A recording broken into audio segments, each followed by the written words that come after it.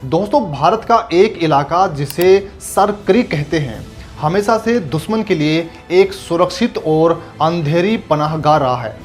घना कीचड़, उथला पानी और घने मैंग्रोव जंगलों का यह इलाका सालों से पाकिस्तानी घुसपैठियों के लिए एक भ्रम बना हुआ था।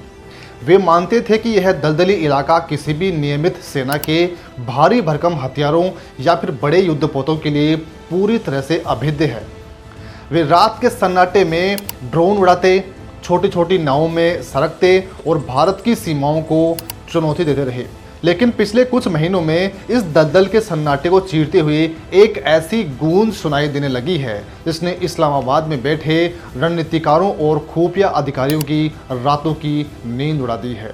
भारत ने यहाँ पर एक ऐसा एक्शन लिया है जिसके बारे में पाकिस्तान छोड़ो चीन को भी अंदेशा नहीं था। भारत ने वह कर दिखाया है जो 1974 के बाद से इस संवेदनशील सरहद पर कभी नहीं हुआ। एक ऐसा वाटरप्रूफ चक्रव्यूह जिसने दुश्मन को उसी की मान में घेर लिया है और घुसपैठ के हर रास्ते को हमेशा के लिए बंद कर दिया है। दोस्तों, यहाँ पर सवाल बनते हैं कि आखिर ऐसा क्या हुआ है कि अचानक इस सुलगते हुए घाव पर भारत का पल्ला अचानक इतना भारी हो गया है। कैसे भारत अमेरिका, रूस और चीन जैसे देशों के उस बेहद ही खास और खतरनाक मिलिट्री क्लब में शामिल हो गया है जहां केवल वही देश होते हैं जिनके पास दलदल और उथले पानी में युद्ध लड़ने की विशिष्ट और उन्नत तकनीक मौजूद होती है। और जब पाकिस्तान इस दलदल में अपना जमावड़ा बढ़ा रहा था तो भारत ने ठीक उसी वक्त समंदर की गहराइयों में एक ऐसा नया योद्धा क्यों उतार दिया है जिसने न केवल पाकिस्तान बल्कि चीन के माथे पर भी पसीना ला दिया है। आखिर क्या राज है INS मालवान नाम के इस नए युद्धपोत में और क्यों अचानक दुनिया के 40 से अधिक देश भारत की नौसेना के पीछे लाइन लगाकर खड़े हो चुके हैं? क्या समंदर में भारत के पास आज ऐसा कोई रहस्य या फिर तकनीकी बढ़त आ चुकी है जिसे पाने के लिए पूरी दुनिया मचल उठी है? इस पहेली को सुलझाने के लिए हमें इतिहास के उन पन्नों को पलटना होगा जहां से यह सब शुरू हुआ। 1947 के विभाजन के बाद से सर क्रीक का यह इलाका भारत और पाकिस्तान के बीच एक सुलगता हुआ घाव बना हुआ था। सिंध पाकिस्तान के हिस्से में चला गया और गुजरात भारत का गौरव बना रहा। लेकिन इस मुहाने का सवाल कई दौर की वार्ताओं के बाद भी हमेशा अनसुलझा रहा। इस विवाद की जड़ 1914 के एक पुराने प्रस्ताव की व्याख्या में छिपी है।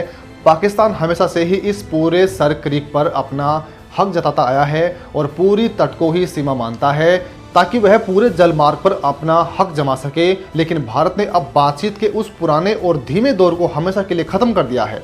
भारत ने अंतर्राष्ट्रीय कानून के एक बेहद मजबूत थलवेग सिद्धांत का सहारा लिया है। अगर आप थलवेग सिद्धांत को बिल्कुल आसान भाषा में समझेंगे तो इसका सीधा सा मतलब ये होता है कि किसी भी नौगम्य चैनल या नदी की सीमा उसकी बिल्कुल मध्य रेखा से तय होती है, न कि किनारों से। यानी जहां पानी की धारा सबसे अधिक गहरी और तेज होती है वही असली सीमा होती है। पाकिस्तान इस सिद्धांत को खारिज करने की नाकाम कोशिश करता आया है, यह तर्क देते हुए कि यह एक ज्वारीय मुहाना है, कोई नदी नहीं है। लेकिन भारत ने साफ कर दिया है कि उसकी सीमाओं की रक्षा के लिए नक्शे और ऐतिहासिक बाउंड्री मार्कर ही अंतिम सत्य हैं। और दोस्तों, जब बात सिर्फ नक्शे की नहीं बल्कि जलीय हकीकत की आती है तो भारत ने अपनी मारक क्षमता को दोगुना कर दिया है। पिछले साल पाकिस्तानी सेना ने भारतीय बुनियादी ढांचों को ड्रोन हमलों से निशाना बनाने का जो दुस्साहस दिखाया था उसका करारा जवाब देने के लिए भारतीय रक्षा मंत्रालय ने एक ऐसा फैसला लिया है जिसने पाकिस्तान की कूटनीति को धराशायी कर दिया है। मोदी सरकार ने सर क्रीक सेक्टर में 11 स्वदेशी high speed amphibious combat boats की खरीद प्रक्रिया को हरी झंडी दे दी है। ये कोई साधारण नावें नहीं है, ये जल थल दोनों जगह काम करने वाले अत्याधुनिक लड़ाकू जहाज हैं जो दलदल, कीचड़ और उथले पानी में भी बिजली की रफ्तार से चल सकते हैं। खुफिया इनपुट से यह साफ हो चुका था कि पाकिस्तान इस विवादित दलदली इलाके में अपने सैनिकों का जमावड़ा और बुनियादी ढांचा तेजी से बढ़ा रहा है। उसे लगता है कि दलदल का इलाका होने की वजह से भारतीय सेना वहां भारी मशीनरी या फिर बड़े जहाज नहीं ला सकती है। लेकिन भारत ने इन 11 हाई स्पीड स्वदेशी बोट्स की तैनाती का फैसला करके उसकी इस सोच को चकनाचूर कर दिया है। उथले पानी, कीचड़ और दलदली मैदानों में सेना को त्वरित और घातक गतिशीलता देने वाले इन एम्फीबियस लड़ाकू जहाज़ों के इस्तेमाल में भारत ने दुनिया की महाशक्तियों के समकक्ष खुद को खड़ा कर लिया है। वर्तमान में संयुक्त राज्य अमेरिका, चीन, रूस, दक्षिण कोरिया, जापान और खुद पाकिस्तान भी अपने तटीय सीमाओं और नदी डेल्टाओं की सेफ्टी के लिए इस तरह की विशिष्ट क्षमताओं का इस्तेमाल करते हैं। भारत का इस खास क्लब में शामिल होना यह साबित करता है कि भारतीय रक्षा तकनीक अब किसी से कम नहीं है। अब सरकरी का यह पूरा डेमोग्राफी भारत के पूर्ण नियंत्रण में आ जाएगा। दलदल के रास्ते घुसपैठ करने वाले किसी भी आतंकी या सैनिक के लिए अब वहां मौत निश्चित है, क्योंकि भारत ने रक्षात्मक मोड से निकलकर एक आक्रामक और अभेद्य मिलिट्री ग्रिड तैनात कर दिया है। लेकिन यह दलदल का राज केवल सरक्रीक तक सीमित नहीं है। यह ताकत अब खुले हिंद महासागर की गहराइयों तक फैल चुकी है। जब पाकिस्तान और चीन ने मिलकर समुद्र के अंदर भारत को घेरने की कोशिश की, तो भारत ने जवाब में एक ऐसा योद्धा तैयार कर दिया जिसने समुद्र के नीचे छिपे हर दुश्मन के लिए मौत का फरमान सुना दिया है। भारतीय नौसेना तेजी से अपने बेड़े का विस्तार कर रही है और इसका सबसे ताज़ा और खतरनाक उदाहरण है INS मालवान। हाल ही में स्वदेशी स्टील फ्रिगेट INS महेंद्रगिरी के नौसेना में शामिल होने के बाद अब यह नया युद्धपोत भारतीय नौसेना की ताकत में 4 चांद लगाने के लिए तैयार खड़ा हो चुका है। दोस्तों, लगातार एक के बाद एक अत्याधुनिक युद्धपोतों की डिलीवरी इस बात का साफ संकेत है कि भारत अब युद्धपोत निर्माण में एक ऐसी गति हासिल कर चुका है जिसकी कल्पना एक दशक पहले भी किसी ने नहीं की थी। एक जहाज़ की कमीशन होते ही दूसरा नौसेना में शामिल होने के लिए तैयार मिल रहा है, जो दुनिया के बड़े बड़े शिपयार्ड्स को भी चुनौती दे रहा है और भारत को एक वैश्विक वॉरशिप फैक्ट्री के रूप में स्थापित कर रहा है। दोस्तों, यह एंटी सबमरीन वॉरफेयर शैली वाटरक्राफ्ट यानी ASWC परियोजना का दूसरा युद्धपोत है। इसे कोचीन शिपयार्ड लिमिटेड ने विशेष रूप से भारतीय नौसेना की परिचालन जरूरतों को ध्यान में रखते हुए डिजाइन और तैयार किया गया है। इस जहाज़ में 80% से अधिक स्वदेशी उपकरण और प्रणालियों का उपयोग किया गया है, जो आत्मनिर्भर भारत अभियान को केवल एक नारा नहीं बल्कि एक कठोर वास्तविकता बना रहा है। इस युद्धपोत का मुख्य मकसद बेहद साफ और खतरनाक है। यह विशेष रूप से समंदर के उथले क्षेत्रों में दुश्मन की पनडुब्बियों का पता लगाने और उन्हें निष्क्रिय करने के लिए बनाया गया है।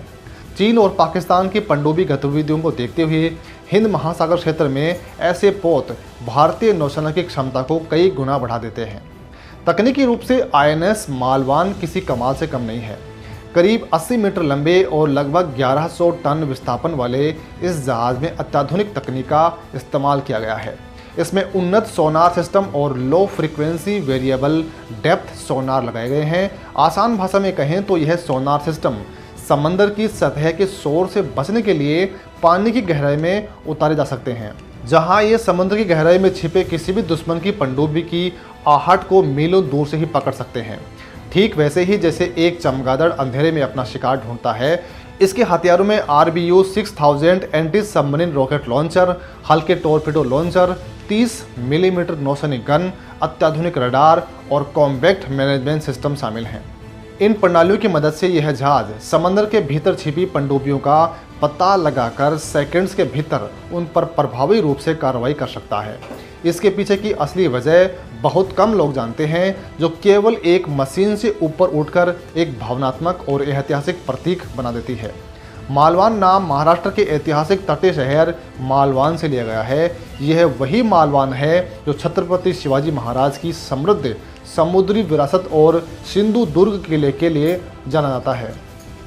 भारतीय नौसेना अपने कई युद्धपोतों के नाम भारत के ऐतिहासिक और सामरिक महत्व वाले तटीय क्षेत्रों के नाम से रखती रही है, लेकिन मालवान का नाम आते ही एक साफ संदेश हो जाता है कि भारत की समुद्री रक्षा की नींव अब उतनी ही मजबूत है जितनी सदियों पहले मराठा नौसेना की थी, जब शिवाजी महाराज ने कहा था कि जिसके पास नौसेना है वही समुद्र का मालिक है। भारत अब केवल अपने पानी की रक्षा नहीं कर रहा है, बल्कि वह दुनिया के समुद्र के नियम तय करने वाला देश बन चुका है। भारत सिर्फ चीन पाकिस्तान को औकात दिखाने वाला काम नहीं कर रहा है, बल्कि भारत कुछ ऐसा भी कर रहा है जिसके बाद में भारत की ताकत बढ़ाने वाले दुनिया के 40 देश अचानक भारत की तरफ दौड़ पड़े हैं। दरअसल हिंद महासागर क्षेत्र में अपनी सुरक्षा और साझेदारी को मजबूत करने के लिए इसी महीने यानी जुलाई 2026 में एक मल्टीनेशनल एक्सरसाइज का आयोजन हो रहा है।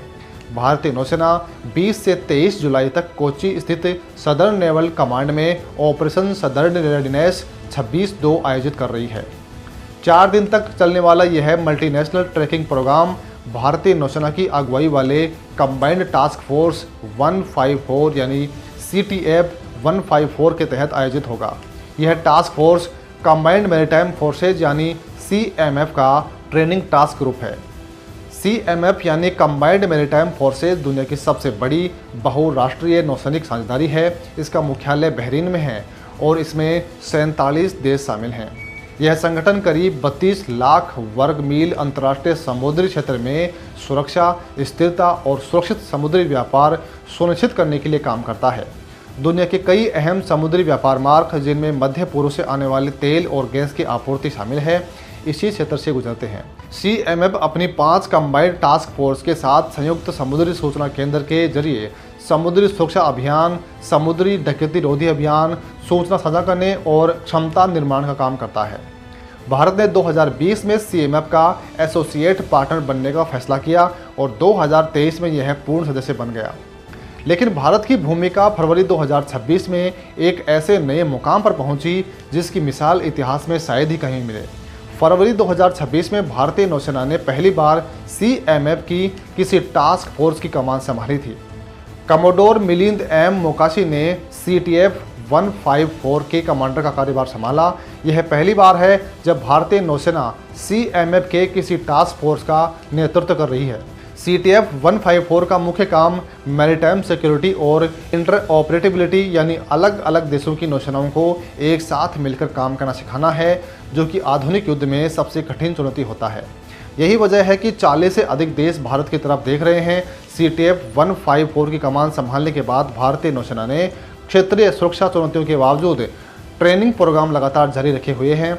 इस जुलाई के अभ्यास में CMF के साझेदार देशों के नौसैनिक और समुद्री सुरक्षा से जुड़े अधिकारी हिस्सा ले रहे हैं। दोस्तों, समुद्री कानून, समुद्री क्षेत्र की निगरानी, सूचना शेयर करने का सिस्टम, मादक पदार्थों की तस्करी रोकने के तरीके, फोर्स प्रोटेक्शन और तरह तरह के खतरों से निपटने की ट्रेनिंग दी जा रही है। इस अभ्यास के जरिए भारतीय नौसेना अपनी आधुनिक प्रशिक्षण सुविधाओं, अत्याधुनिक सिमुलेटर, मॉडर्न ट्रेनिंग सिस्टम और पेशेवर विशेषज्ञता का प्रदर्शन कर रही है।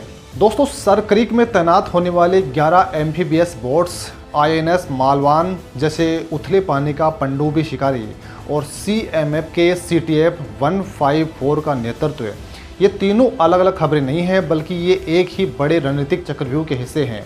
जब पाकिस्तान सर क्रीक की दलदल में घुसपैठ की सोचता है, तो भारत वहाँ स्वदेशी हाई स्पीड बोट से उनकी हर हरकत का जवाब देने के लिए तैयार खड़ा है।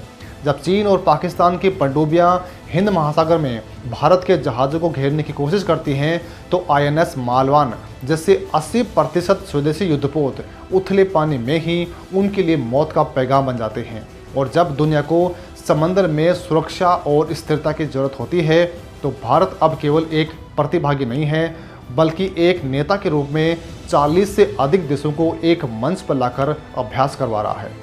दोस्तों, हमारे इस पूरी रिपोर्ट पर क्या कुछ कहना है, कमेंट में लिखकर जरूर बताइएगा। बहुत बहुत धन्यवाद।